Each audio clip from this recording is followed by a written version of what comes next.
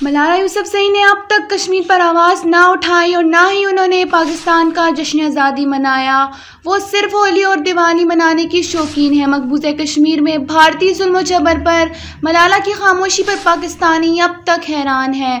मलाला यूसुफज़ई ने पाकिस्तान का जश्न आज़ादी भी ना मनाया मगर भारतीय जश्न आज़ादी जोश से मनाया। मलाला की मुल्क से गद्दारी खुलकर सामने आने लगी है। मकबूज़ा कश्मीर में अब तक स्कूल बंद हैं, बच्चे घरों में कैद हैं। जो बच्चे बाहर निकलते हैं उन्हें भारतीय आर्मी उठाकर गायब कर देती है। मगर मलाला यूसुफज़ई ने कश्मीर की इस तशवीशनाक सूरत हाल पर अब तक लबकुशाई नहीं की है। सोशल मीडिया पर भी पाकिस्तान गुस्से में है। मलाला यूसुफज़ई को दुश्मन का एजेंट करार दिया गया है।